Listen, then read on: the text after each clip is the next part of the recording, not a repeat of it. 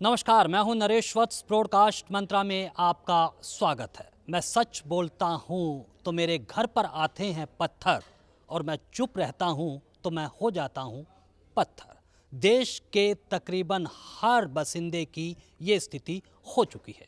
देश में क्या आपातकाल लागू हो जाना चाहिए एक बार फिर जनसंख्या को नियंत्रित करने के लिए? इस बात की चर्चा हो रही है और इसका बीड़ा उठाया है मन्नू गौड़ ने, जो कि tax payers association of Bharat के अध्यक्ष है। 8 सांसद यहां पर आए जिन्होंने संसद में सवाल तो उठाए हैं और यहां पर एक नई बात कही है। मन्नू जी, देश में आपातकाल क्यों ना लग जाए जनसंख्या को नियंत्रित करने के लिए? आपने जो बात अपने जिस वक्तव्य से शुरू करी कि आवाज़ उठाने पे लगता है डर कि कोई पत्थर ना मार दे, सच्चाई ये है कि इस देश का करदाता हमेशा अपने हक की आवाज़ उठाने के लिए डरता ही आया है। और वो डरता है कि कहीं वो अपने हक की आवाज़ उठाएगा तो कभी उसे चोर कहा जाता है, कहीं उस पर नोटिस ना भेज दिए जाएं, कहीं उसे परेशान ना किया जाए।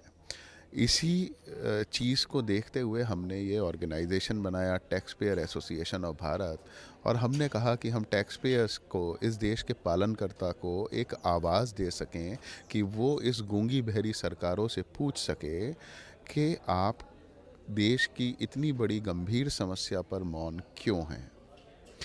तो इसी चीज़ को देखते हुए हम लोग पिछले 5 वर्षों से काम कर रहे हैं। जैसा कि आपने कहा, आपातकाल क्यों ना लगा दिया जाए। वास्तव में अगर ऐसा कानून आपने नहीं बनाया तो आज नहीं तो कल इस देश में आपातकाल लगाना ही पड़ेगा, क्योंकि संसाधनों के अभाव में अमीरी गरीबी की खाई इतनी बढ़ती चली जाएगी, गरीबों का जीवन स्तर इतना ज़्यादा ख़राब होता चला जाएगा। जब उन्हें चीज़ें नहीं मिलेंगी तो इस देश में सिर्फ़ और सिर्फ परेशानियां ही परेशानियां होंगी, छीना झपटी होंगी, चोरी चकारी होगी, लूट मार होगा। तो इसलिए अगर जल्दी सरकार समझ जाती है तो बहुत अच्छा है, नहीं समझती तो ये देश भविष्य में सेना के हवाले करना ही पड़ेगा। लोकसभा के 8 सांसद यहां पर आए जिन्होंने 35 के लगभग जो अपने प्राइवेट बिल लेकर आए हैं, तो किस तरह की लामबंदी कर रहे हैं? क्योंकि संसद जो है वो मंदिर तो कहा जाता है, लेकिन वहां चुप रहते हैं, पार्टी लाइन पर ही बोलते हैं। किस तरह से उनको प्रेरित करेंगे मन्नू गौड़? सबसे अच्छी चीज़ क्या है कि दलीय राजनीति से ऊपर उठकर आज़ादी के बाद से अब तक 35 सांसद प्राइवेट मेंबर बिल जनसंख्या के ऊपर संसद में लेकर आए हैं। हमने सबसे मिलने का प्रयास करा, उसमें से लगभग 8 सांसद वर्तमान सदन के भी सदस्य हैं। और जब हमने सबसे बात करी और हमने कहा कि आप आइए और बेबाक अपने मन की बात कहिए, मैं धन्यवाद देता हूं उन सारे जनप्रतिनिधियों का जिन्होंने यहाँ पर आकर बेबाकी से, किसी भी भय के, अपने राजनीतिक दल के भय के बिना उससे दूर रहकर अपनी बात को रखा, इस मुद्दे का समर्थन जताया।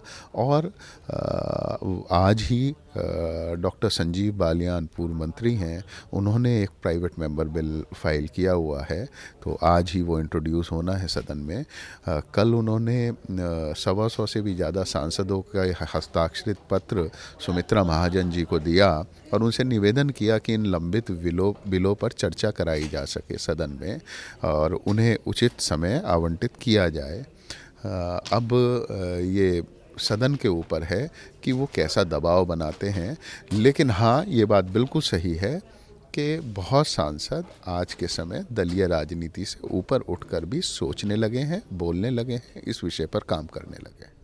मन्नू जी, जो आज कॉन्स्टिट्यूशन क्लब से आपने आवाज उठाई है, सांसदों को आप लेकर आए हैं, ये देश के कोने तक जाए, युवाओं तक भी ये संदेश जाए, इसके लिए क्या संकल्प है आपका? मैं वत्स जी आपको बताऊं कि हम पिछले 4 वर्षों से देश के विभिन्न विश्वविद्यालयों में, महाविद्यालयों में जाकर युवाओं को प्रेरित करते हैं, उन्हें लेक्चर देते हैं अधिक जनसंख्या के दुष्परिणामों के ऊपर, तो जिसे बहुत ही ज़्यादा सराहा भी जा रहा है और युवाओं में बहुत जागृति है। आज सारा युवा वो सोशल मीडिया पे बहुत ज़्यादा रहता है। अगर आप देखेंगे आज के कार्यक्रम का हैशटैग सांसदों की चिंता बढ़ती जनसंख्या, वो ट्विटर पे ट्रेंड हो रहा है। सुबह से पूरे देश के कोने कोने से हज़ारों युवा सुबह से सोशल मीडिया पे लगे हुए हैं और इसी चीज़ में अपनी आवाज़ बुलंद कर रहे हैं और अपना समर्थन जता रहे हैं हमारे लिए, ऐसे सांसदों के लिए।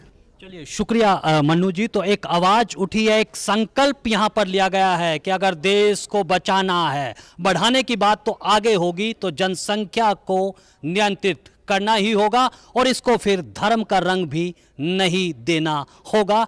किसी भी धर्म से हो, किसी भी जाति से हो, देश बड़ा होता है। आप देखते रहिए ब्रॉडकास्ट मंत्रा।